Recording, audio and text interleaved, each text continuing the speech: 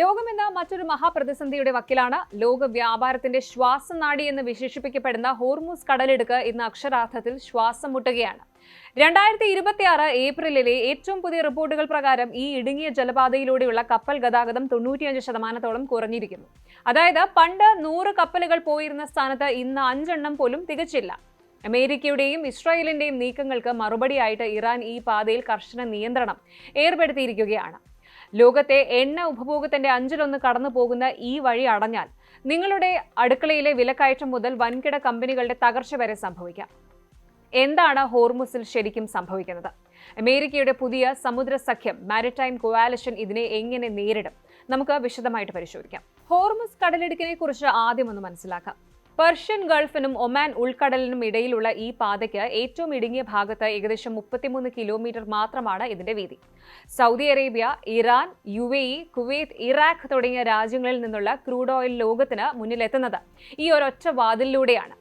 കഴിഞ്ഞ ഏതാനും മാസങ്ങളായി പശ്ചിമേഷ്യയിൽ ഇസ്രായേലും ഇറാനും തമ്മിലുള്ള ഷാഡോ വാർ, നിഴൽ യുദ്ധം നേരിട്ടുള്ള ഏറ്റുമുട്ടലിലേക്ക് മാറിയതോടെ ഈ പാത അതീവ അപകടകരമായി മാറി.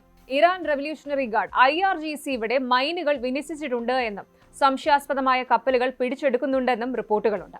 ലോകത്തെ ഏറ്റവും പ്രധാനപ്പെട്ട ചോക്ക് പോയിന്റ് ഇന്നൊരു വാർ സോണായി മാറിയിരിക്കുകയാണ്.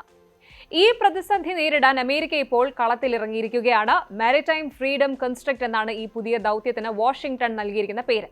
വൈറ്റ് ഹൌസിന്റെയും സ്റ്റേറ്റ് ഡിപ്പാർട്ട്മെന്റിന്റെയും ആഭ്യന്തര കുറിപ്പുകൾ പ്രകാരം സഖ്യകക്ഷികളെ ഒന്നിപ്പിച്ച് ഈ പാതയിൽ സായുധ സുരക്ഷ ഉറപ്പാക്കാനാണ് അമേരിക്കയുടെ നീക്കം. വെറും പാട്രോളിംഗ് മാത്രമല്ല അമേരിക്ക ലക്ഷ്യമിടുന്നത്. രഹസ്യാന്വേഷണ വിവരങ്ങൾ പങ്കുവയ്ക്കൽ, അതായത് ഇന്റലിജൻസ് ഷെയറിംഗ്, ഇറാനിയൻ നീക്കങ്ങളെ തടയാൻ സംയുക്ത സൈനികാഭ്യാസം, ഇതുകൂടാതെ ഡിജിറ്റൽ സെൻസറുകൾ ഉപയോഗിച്ചുള്ള നിരീക്ഷണം എന്നിവ ഇതിൽ ഉൾപ്പെടുന്നുണ്ട്. പക്ഷേ ഒരു പ്രശ്നമുണ്ട്. നേരത്തെ അമേരിക്ക പറഞ്ഞിരുന്നത് ഹോർമുസ് സുരക്ഷിതമാണ് എന്നാണ്. എന്നാൽ ഇപ്പോൾ പുറത്തുവരുന്ന റിപ്പോർട്ടുകൾ പറയുന്നത് ഗതാഗതം ഏതാണ്ട് പൂർണ്ണമായും നിലച്ചു എന്നാണ്. ഈ ഇരട്ടത്താപ്പാണ് ലോകരാജ്യങ്ങളെ ആശങ്കയിലാക്കുന്നത്. ഈ കടലിടുക്കിന് പുറത്ത് 100 കണക്കിന് കൂറ്റൻ എണ്ണക്കപ്പലുകളാണ് നങ്കൂരമിട്ടിരിക്കുന്നത്. കപ്പൽ കമ്പനികൾ ഭയത്തിലാണ്. കാരണം ഇൻഷുറൻസ് പ്രീമിയം 10 ഇരട്ടിയോളമാണ് വർദ്ധിപ്പിച്ചത്. ഒരു കപ്പൽ ഹോർമുസ് കടന്നാൽ അത് തിരിച്ചു വരുമെന്ന് ഒരു ഉറപ്പുമില്ല. ഇതിന്റെ നേരിട്ടുള്ള ബാധ്യത സാധാരണക്കാരന്റെ മേലാണ്.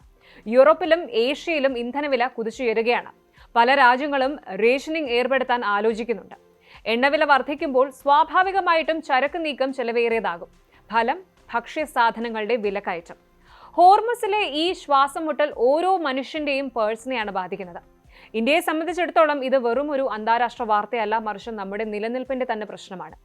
ഇന്ത്യയിൽ ഇറക്കുമതി ചെയ്യുന്ന ക്രൂഡ് ഓയിലിന്റെ 60% ഈ പാത വഴിയാണ് വരുന്നത്. അത് തടസ്സപ്പെട്ടാൽ ഇന്ത്യൻ സമ്പദ് വ്യവസ്ഥയുടെ എഞ്ചിൻ തന്നെ നിന്നുപോകും. മറ്റൊരു പ്രധാന കാര്യം ലക്ഷക്കണക്കിന് പ്രവാസികളാണ്.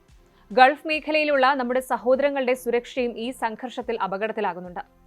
ഇന്ത്യൻ നാവികസേന ഓപ്പറേഷൻ സങ്കൽപ് എന്ന പേരിൽ നേരത്തെ തന്നെ ഇവിടെ നിരീക്ഷണം നടത്തുന്നുണ്ടെങ്കിലും അമേരിക്കയുടെ പുതിയ സഖ്യത്തിൽ ചേരണോ എന്നതാണ് ഇന്ത്യയുടെ നയതന്ത്ര പ്രതിസന്ധി. നോൺ അലൈൻമെന്റ്, അതായത് നമ്മുടെ ചേരാ നയം ഉയർത്തിപ്പിടിക്കുന്ന ഇന്ത്യക്ക് ഇറാനെ പിണക്കാൻ കഴിയില്ല. അതേസമയം അമേരിക്കയുടെ സുരക്ഷാ സഹായം ആവശ്യവുമാണ്. ഈ നൂൽപാലത്തിലൂടെയുള്ള നടത്തം ഇന്ത്യയെ സംബന്ധിച്ചിടത്തോളം അതീവ വെല്ലുവിളിയാണ്. ഇതിന്റെ മറുവശത്ത് ഇറാന്റെ വാദങ്ങളുണ്ട്. തങ്ങൾക്കെതിരായ അമേരിക്കൻ ഉപരോധങ്ങൾ പിൻവലിക്കാതെ ഈ പാതയിൽ സമാധാനം ഉണ്ടാകില്ലെന്ന് ഇറാൻ ഉറപ്പിച്ചു പറയുകയാണ്. കടലിടുക്കിലൂടെ പോകുന്ന കപ്പലുകളിൽ നിന്നും ടോൾ പിരിക്കാനും പരിശോധന നടത്താനും ഇറാന് അവകാശമുണ്ടെന്നാണ് അവരുടെ പക്ഷം.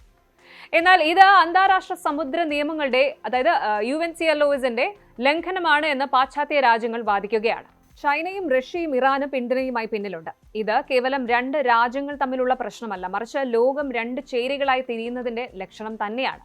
ഇതിനിടയിൽ ബലിയാടാകുന്നത് പാവപ്പെട്ട കപ്പൽ ജീവനക്കാരാണ്. ഇതിനകം തന്നെ നിരവധി ഇന്ത്യൻ നാവികർ ഈ മേഖലയിലെ ആക്രമണങ്ങളിൽ പെട്ടുപോയിട്ടുണ്ട്.